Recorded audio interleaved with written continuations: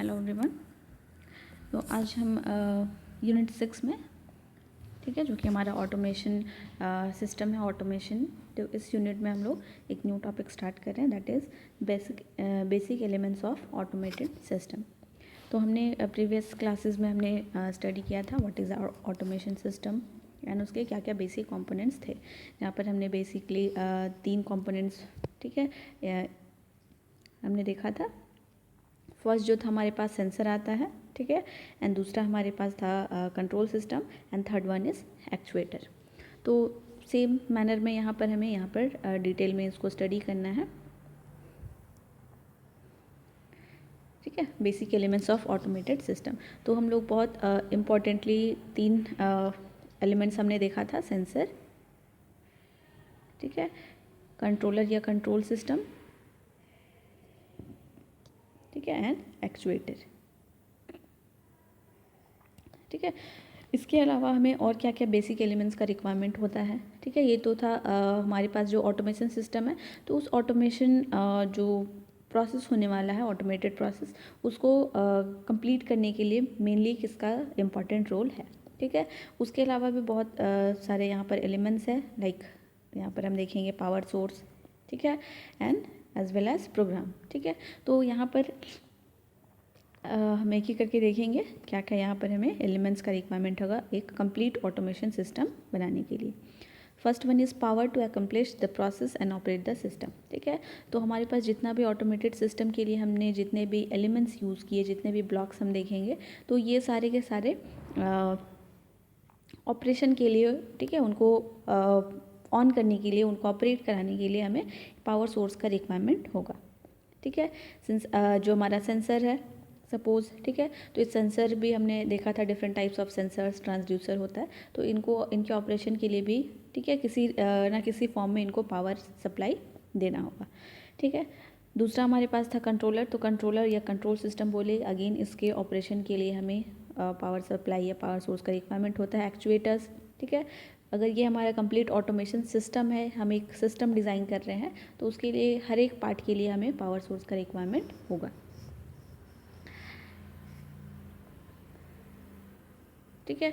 तो automated system के लिए यहाँ पर पावर सोर्स एक इम्पॉर्टेंट एलिमेंट है, ठीक है, जो कि सारे के सारे जितने भी कंपोनेंट्स ऑटोमेशन सिस्टम के हैं, ऑटोमेटेड सिस्टम के अंदर है, उन सभी पार्ट्स को, उन सभी एलिमेंट्स को ये पावर सोर्स प्रोवाइड करने का काम करता है, ठीक है। तो बेसिकली जो एक्शन परफॉर्म होता है ऑटोमेटेड सिस्टम के थ्रू, ये आपका प्रोसेसिंग होता है एंड दूसरा ट्रांसफ़र एंड पोजीशनिंग, ठीक है। तो अगर हम एक बेसिक इंडस्ट्रीज़ में अगर हम बात करें, इंडस्ट्रीज़ की, या फिर एक मैन्युफैक्चरिंग यूनिट की बात करें जहाँ पर कोई प्रोडक्ट्स फॉर्म हो रहा होगा, तो वहाँ पर जो बेसिक 2 ऑपरेशन होते हैं ऑटोमेटेड सिस्टम वहाँ पर इम्प्लीमेंट किए जाते हैं, ठीक है, प्रोडक्ट्स मैन्युफैक्चर करने में। तो यहाँ पर जो बेसिक 2 फंक्शन होता है, that is processing and second one is transfer and positioning. तो प्रोसेसिंग दैट मीन्स कि इस केस में जितने भी प्रोडक्ट्स फॉर्म हो रहे हैं, ठीक है, तो उस प्रोडक्ट को फॉर्म करने में या फिर उसके उनके प्रोसेसिंग में, उनको प्रोसेस करने में, ठीक है, जितने भी यहाँ पर ऑपरेशन इन्वॉल्व हो रहे हैं वो आता है आपके प्रोसेसिंग कैटेगरी में। लाइक हम जिस भी प्रोडक्ट को मैन्युफैक्चर कर रहे हैं, तो उसके प्रोसेस में आता है इन्वॉल्व शेपिंग, ठीक है, मोल्डिंग, हम उसको मोल्ड करेंगे, ठीक है, जिस भी तरीके का हमें, जिस भी शेप का बनाना है, जिस भी सांचे में हमको उनको डालना है, ठीक है, लोडिंग एंड अनलोडिंग, ठीक है। तो ये सारा चीज़ यहाँ पर आएगा प्रोसेसिंग में। सेकंड टाइप का जो एक्शन परफॉर्म होता है ऑटोमेटेड सिस्टम के through, that is transfer and positioning, ठीक है। तो transfer and positioning that means कि जो लोडिंग अनलोडिंग का केस हो गया, या फिर जो प्रोडक्ट जहाँ पर जिस भी पोजीशन पे मैन्युफैक्चर हुआ या प्रोडक्ट फॉर्म हुआ, हमको उनको पैकिंग के लिए या फिर डिस्पैच के लिए हमको उनको उनकी पोजीशनिंग करनी होती है, उनको एक जगह से दूसरी जगह ट्रांसफ़र करना होता है। तो इस सारे केस में भी अगर हम इन दोनों प्रोसेस में, इन दोनों स्टेप्स में अगर हम ऑटोमेटेड सिस्टम इम्प्लीमेंट कर रहे हैं, तो इन दोनों प्रोसेस को कंप्लीट करने के लिए भी हमें उन सारे यूनिट्स को, ठीक है, हमें पावर सोर्स का यहाँ पर इम्प्लीमेंटेशन देना पड़ेगा, ठीक है। तो पावर का ज़रूरत होगा हमें इन दोनों एक्शंस को कंप्लीट करने के लिए।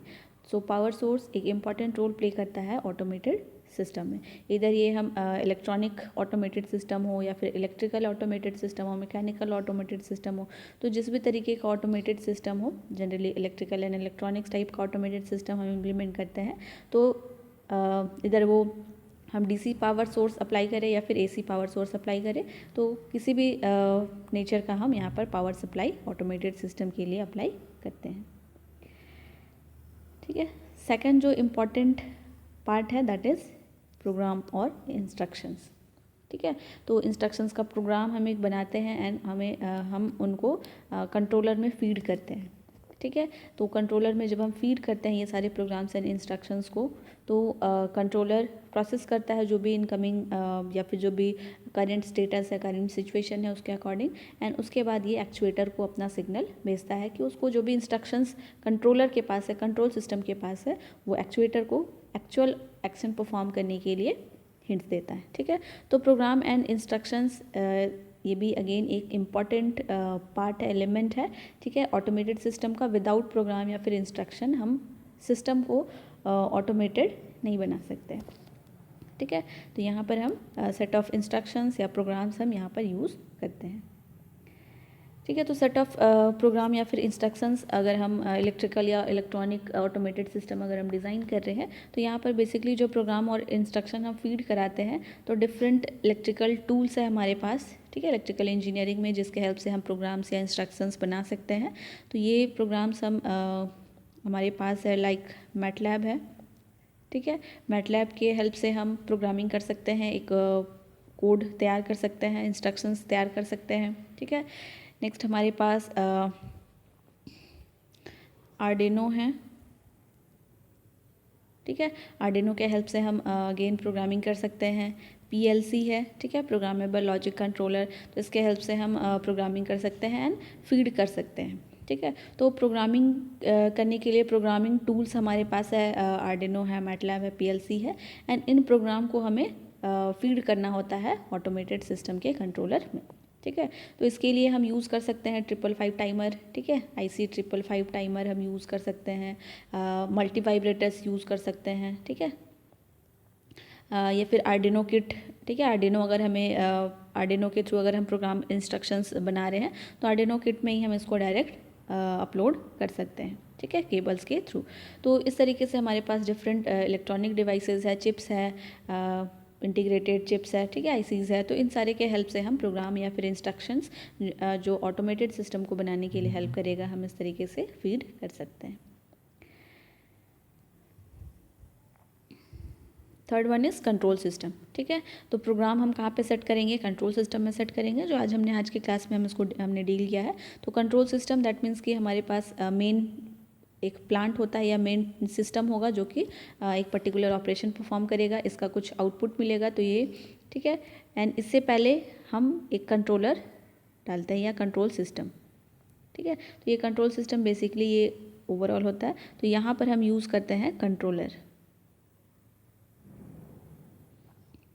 ठीक है, तो ये कंट्रोलर का जो आउटपुट होगा ये प्लांट में जाएगा और यहाँ पर हम लोग इनपुट अप्लाई करते हैं। तो इनपुट हम जो डायरेक्टली प्लांट को नहीं देते हैं, हम कंट्रोलर को पहले इनपुट अप्लाई करते हैं एंड कंट्रोलर प्रोसेस करता है अपने जो यहाँ पर हमने प्रोग्राम फीड किया है उसके अकॉर्डिंग एनालिसिस करता है, प्रोसेस करता है, एंड उसके बाद कौन सा एक्शन परफॉर्म करना है ये सिग्नल भेजता है प्लांट को, एंड प्लांट उस एक्शन को परफॉर्म करता है। इस प्लांट को हम एक्चुएटर भी बोल सकते हैं।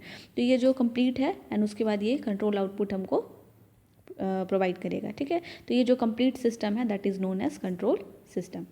तो हमने देखा था कंट्रोल सिस्टम दो टाइप का हो सकता है, close loop control system and open loop control system.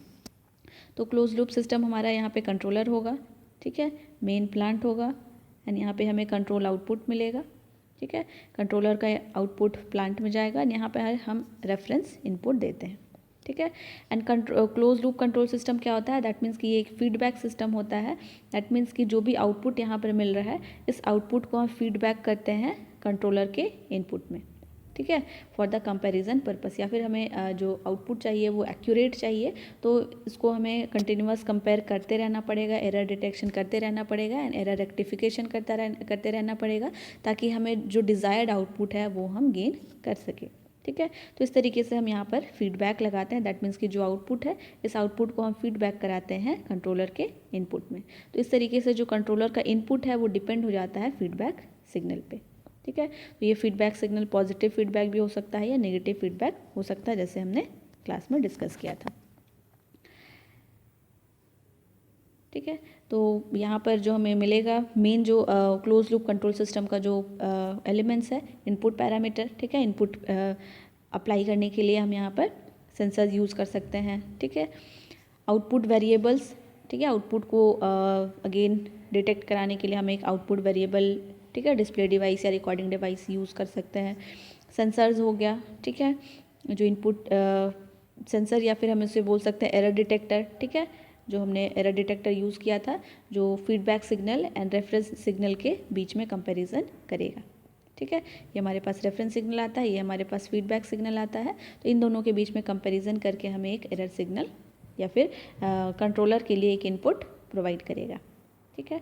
तो ये हमारा सेंसर या फिर एरर डिटेक्टर हो गया, ठीक है। फीडबैक फंक्शन होगा, ठीक है, फीडबैक होगा यहाँ पर क्लोज लूप में। कंट्रोलर होगा जो कि कंट्रोल करेगा, ठीक है, एंड एक्चुएटर होगा, दैट मीन्स कि मेन प्लांट। तो इस तरीके से ये कंप्लीट सारे एलिमेंट्स असेंबल होके एक क्लोज लूप सिस्टम फॉर्म करता है।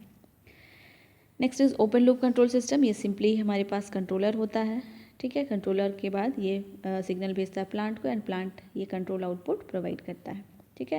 एंड यहाँ पर इनपुट हम देते हैं रेफरेंस इनपुट। तो यहाँ पर कोई भी फीडबैक नहीं हो रहा है, आउटपुट का कोई भी पार्ट इनपुट में नहीं आ रहा है। ये सिंपली हम जिस भी इंस्टेंट पे हम इनपुट अप्लाई कर रहे हैं हमको उसके करेस्पॉन्डिंग आउटपुट मिल जा रहा है। तो that is known as open loop control system,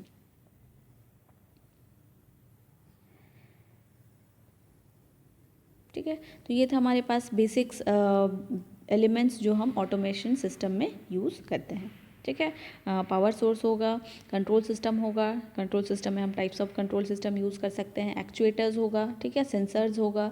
तो ये सारा एज वेल एज प्रोग्राम या फिर इंस्ट्रक्शंस, ठीक है, फीड करने के लिए हम यहाँ पर यूज़ करेंगे। तो ये सारे बेसिक एलिमेंट्स कंबाइन करके ऑटोमेशन सिस्टम इम्प्लीमेंट करते हैं। एक और दूसरा टॉपिक हमारे पास that is current to pressure converter, ठीक है।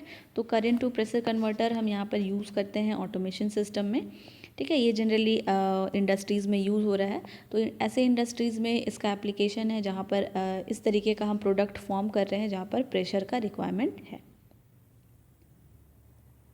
ठीक है। कुछ ऐसा प्रोडक्ट हम बना रहे हैं जहाँ पर प्रेशर का रिक्वायरमेंट है, या फिर अगर हम बॉटल फिलिंग कर रहे हैं या फिर किसी तरीके का प्रोडक्ट, इस तरीके का अगर हम प्रोडक्ट यहाँ पर मैन्युफैक्चर कर रहे हैं इंडस्ट्री में जिसमें कि हमें प्रेशर को मेंटेन करके रखना है, तो इस केस में हम यहाँ पर I2P बोल सकते हैं, I2P कन्वर्टर, ठीक है। I दैट मीन्स के current and P that is pressure. तो करंट टू प्रेशर कन्वर्टर हम यहाँ पर यूज़ करते हैं इस टाइप के इंडस्ट्रीज़ में।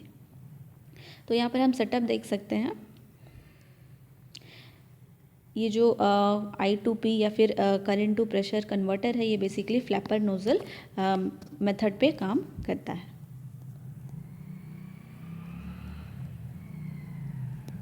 ठीक है।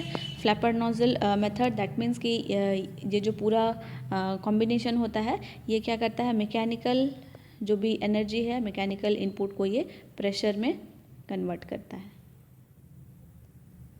ठीक है। दैट मीन्स कि अगर हम इनपुट कुछ इस तरीके का मैकेनिकल एक्टिविटी अगर हम यहाँ पर एज ए इनपुट दें तो इसका आउटपुट हमें क्या मिलेगा, प्रेशर के टर्म में मिलेगा। तो ये कहलाता है फ्लैपर नोज़ल मेथड। तो ये जो आपका करंट टू प्रेशर कन्वर्टर है यहाँ पर एक फ्लैपर होता है, ठीक है, एंड एक नोज़ल होता है। नोज़ल में इस तरीके का गैप होगा, ठीक है, ये आपका कंप्लीट नोज़ल है एंड नोज़ल में हम इस तरीके का और एक ये पाथ या फिर वे प्रोवाइड करते हैं यहाँ पर इनपुट प्रेशर देने के लिए, ठीक है। तो यहाँ पर इनपुट प्रेशर दिया जा रहा है इस वे से एंड यहाँ पर 20 PSI का प्रेशर यहाँ पर दिया जा रहा है, ठीक है। PSI that is pound square inch, ठीक है, पाउंड पर स्क्वायर इंच, ठीक है। तो इतना हम यहाँ पर प्रेशर अप्लाई कर रहे हैं एज इनपुट प्रेशर 20 PSI, ठीक है। एंड ये हमारा आउटपुट मेज़र करने के लिए ये नोज़ल है, ठीक है। इस नोज़ल से हम आउटपुट प्रेशर मेज़र करेंगे। दैट मीन्स कि जितना प्रेशर हमें मेंटेन करना है अपने प्रोडक्ट्स में या फिर जिस भी एप्लीकेशन के लिए हमको प्रेशर का रिक्वायरमेंट है, हम यहाँ पर आउटपुट लेंगे। ठीक है, तो ये हमारा नोज़ल पार्ट हो गया। फ्लैपर वाला जो पार्ट है, ठीक है, ये एक इस तरीके का फ्लैट स्ट्रिप टाइप का होता है। ठीक है, जिसके एक एंड पे इस तरीके का पाइवट कनेक्टेड होता है, जिसके हेल्प से हम इसको अप डाउन मूव करा सकते हैं। ठीक है, एंड दूसरे एंड पे, इस फ्लैपर के दूसरे एंड पे एक इस तरीके का मैग्नेटिक मटेरियल हम यहाँ पर, या फिर मेटल बोल सकते हैं, इसको हम कनेक्ट करके रखते हैं। ठीक है, तो ये इस तरीके का फ्लैपर है। फ्लैपर के पास इसके मूवमेंट के लिए यहाँ पे स्प्रिंग्स लगा हुआ है कि इजीली हम इसको अप डाउन कर सकें। ठीक है, जब भी इस पे फोर्स लगेगा, अट्रैक्शन या फिर रिपल्सन होगा, तो ये स्प्रिंग के हेल्प से इजीली मूवमेंट यहाँ पर हो पाएगा।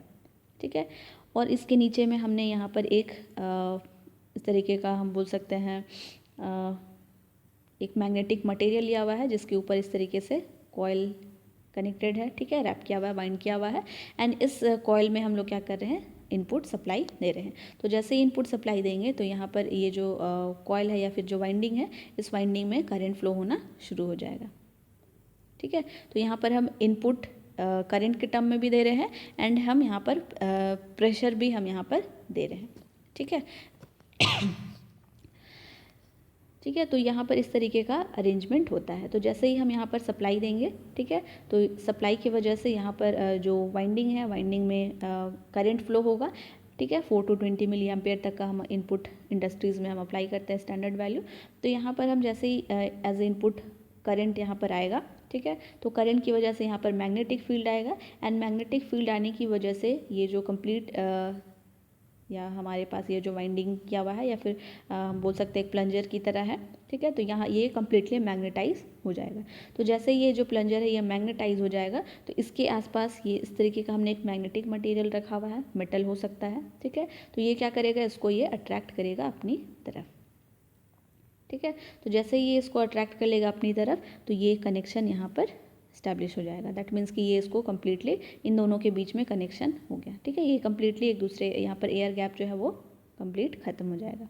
तो इस तरीके से यहाँ पर जैसे ही इनपुट सप्लाई देंगे तो करंट फ्लो होना शुरू होगा। 4 to 20 मिली एम्पियर्स का बहुत स्मॉल करंट है। तो जैसे ये करंट फ्लो होगा, तो ये यहाँ पर कॉइल्स के थ्रू करंट फ्लो होना शुरू करेगा। करंट फ्लो होने की वजह से मैग्नेटिक फील्ड आएगा।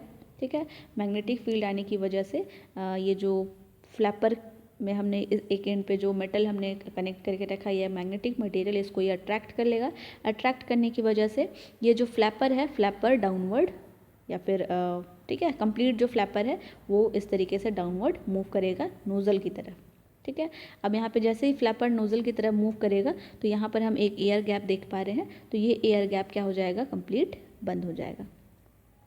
ठीक है, एयर गैप बंद हो गया।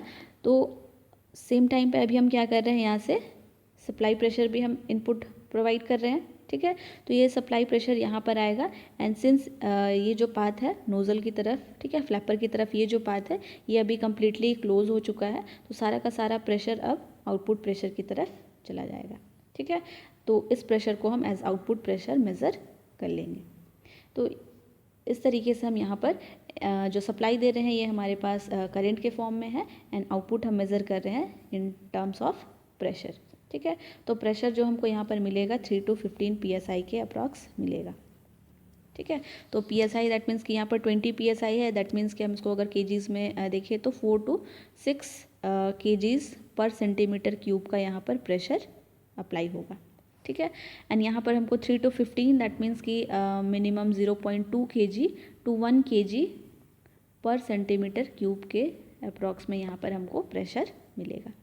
ठीक है, तो यहाँ पर हम देख सकते हैं किस तरीके से हमने इनपुट अप्लाई किया है। ठीक है, इनपुट अप्लाई किया हमने करंट के फॉर्म में। तो करंट जब फ्लो होना शुरू हुआ, तो यहाँ पर मैकेनिकल मूवमेंट हुआ फ्लैपर में, है ना। तो मैकेनिकल मूवमेंट जब हुआ फ्लैपर में, दैट मीन्स कि ये डाउनवर्ड मूव किया, एंड इन दोनों के बीच का गैप ये ख़त्म हो गया। तो ये आउटपुट हम यहाँ से मेज़र किए, तो आउटपुट हमको प्रेशर के टर्म में मिला। तो इस तरीके से ये फ्लैपर नोज़ल मेथड में जो हमारा करंट टू प्रेशर कन्वर्टर है ये काम करता है। ठीक है। यहाँ पर एक रेस्ट्रिक्शन लगा हुआ है, तो समटाइम्स अगर हमें प्रेशर को कंट्रोल करना होगा, ठीक है, 20 psi तक का हम यहाँ पर प्रेशर अप्लाई कर सकते हैं as input supply pressure. But अगर हमें कुछ प्रेशर अगर हमें कम करना हो तो उस केस में हम यहाँ पर रेस्ट्रिक्शंस के हेल्प से हम इसको कंट्रोल कर सकते हैं, ठीक है। तो अगर सपोज़ हमने 4 मिली एम्पियर का यहाँ पर हमने करंट दिया है, तो 4 मिली एम्पियर के केस में हमको 3 psi का प्रेशर मिलेगा एज आउटपुट, ठीक है। एंड सिंस यहाँ पर हम 20 psi दे रहे हैं एंड 3 psi अगर हमें आउटपुट मिल रहा है, तो बाकी का 17 psi ये गैप से, ठीक है, इस तरीके से इस वे से ये रिलीज़ हो जाएगा, ठीक है। अगर हम मैक्सिमम यहाँ पर करंट सप्लाई दे देते हैं 20 मिली एम्पियर तक का, ठीक है, तो यहाँ पर अगर हमने 20 psi दिया है, ठीक है, तो यहाँ पर हमको 15 psi तक का मिलेगा। दैट मीन्स कि जितना 5 psi जो होगा वो आपका इस वे से रिलीज़ हो जाएगा, ठीक है। तो हम इसको मैक्सिमम 15 psi तक ही हम यहाँ पर ऑब्टेन कर सकते हैं। किसी ना किसी वे से यहाँ पर एयर गैप रह जाएगा, ठीक है, सिंस यहाँ पर ये कंप्लीट ब्लॉक नहीं होता है, बट कहीं ना कहीं किसी इंस्टेंट पे एयर गैप्स यहाँ पर आता रहेगा, तो इस वजह से कुछ ना कुछ प्रेशर इस वे में भी रिलीज़ होगा, ठीक है। तो बट मैक्सिमम प्रेशर हम इस वे में ऑब्टेन कर सकते हैं। तो ये कंप्लीट फंक्शन है करंट टू प्रेशर कन्वर्टर का, ठीक है। तो ये इसका एप्लीकेशन हम जनरली इंडस्ट्रीज़ में करते हैं, ठीक है, जिस भी मैन्युफैक्चरिंग इंडस्ट्रीज़ हो गया जहाँ पर हमें अपने प्रोडक्ट्स में प्रेशर को मेंटेन करके रखना होता है। बट इंडस्ट्रीज़ में हमारे पास प्रेशर हम किस तरीके से फॉर्म करेंगे, तो हम यहाँ पर करंट का यूज़ करके, जो जनरली इंडस्ट्रीज़ में स्टैंडर्ड वैल्यू यूज़ होता है, तो इस करंट को हम यहाँ पर सप्लाई देकर प्रेशर में कन्वर्ट करके अपने प्रोडक्ट को मैन्युफैक्चर करने में यूज़ कर सकते हैं, ठीक है। So that's all about the current to pressure converter and basic elements of automated system. That's all. Thank you everyone.